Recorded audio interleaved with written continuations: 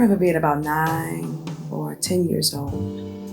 Actually 10, I'll go with 10. My mom, Denise, my sister Sandy, and myself, we lived in this little 2-flat on the south side of Chicago in a neighborhood called Inglewood. And my mom was the kind of woman where she always made $1 out of 15 cents. She did exactly what she needed to do for her daughters to make sure that we had everything we needed and everything we wanted, to tell you the truth. And my sister and I wanted these bunk beds. It didn't matter what kind of bunk bed. We just thought bunk beds were fun. I don't know why people think bunk beds are fun, but hey, whatever. And my mom had got us these oak bunk beds, and I mean, they were magnificent. It was almost like Paul Bunyan had gone into the Everglades somewhere, chopped down one of them things and crafted that with his bare hands, okay? And delivered it to our door because these bunk beds was for Sandy and Megan and Paul Bunyan made them. That's how magnificent they were. How my mama got some expensive bunk beds like that, I could not tell you, but they was fly. So as she's installing them, putting them together, there was obviously some parts that she needed for the top bunk bed where there's a guardrail, and of course that's my bed. She said to me, Megan, don't sleep on the top bunk. I need some more parts. You're gonna have to sleep in the bed with your sister now. I don't know who she's talking to, because I'm sleeping in the top bunk. That's what it's made for. That's who it's there for. It was for me. Why? By authority of the fact that I am the oldest, and you told me I could sleep in the top bunk. I didn't want to wait until the next day, and that's probably my problem in my life sometimes. Sometimes I don't want to wait. I want it now, right now. I know my wife always says you from the microwave society. I can see how she feels that way because I wanted that right then and there. So defying my mother's wishes, I slept on the top bunk anyway.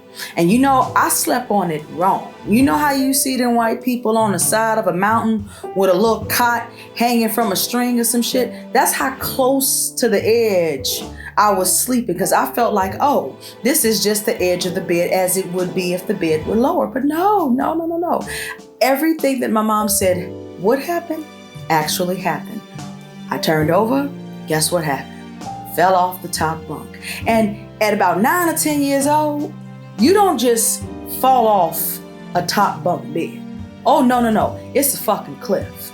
I literally was falling in slow motion. It took about 15 minutes to get to the bottom, child. And as soon as my soul hit that hard wood floor without an area rug or a shag rug, it wasn't even carpet, honey. It was hard wood floor. And you know about the south side of Chicago, you know there's some hard ass floors. My soul literally jumped up out of my body, came back in, and I screamed. My mother comes running in the room and she says in the most sincere tone, I told you not to get your ass on a top bunk.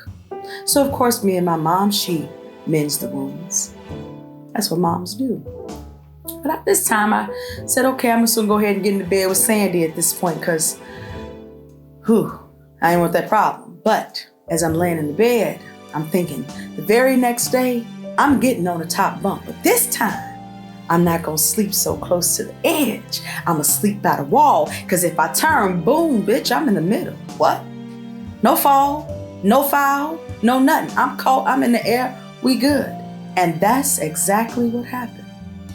The night after that, and the night after that, until my mama put that guardrail up. Because she knew, I know my kid, she gonna get her ass back up on that bed. And she gonna keep falling because she is determined to do what makes her happy. And I have been sleeping at the top bunk bed ever since. I'm not afraid to fall, y'all.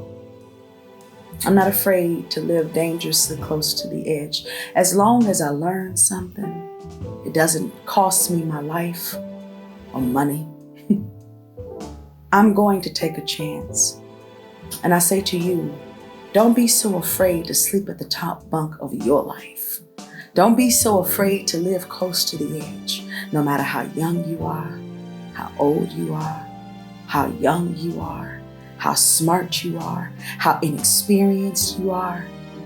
There's always something on the other side of when you step. Just take a leap, take a jump, have faith. Because even when I failed, I didn't die, I didn't lose my life. It was a lesson. You can't sleep so close to the edge when there's no guardrail, but sometimes even in life doesn't have guardrails. It just doesn't. There's no book that tells you, don't go this way, don't go that way. You got to take the chance. I like chance because sometimes there's a blessing. Most times there's a blessing on the other side of the chances that you don't take in your life. I hope that made some sense to you. Until next time, I'll see you later. Bye, y'all.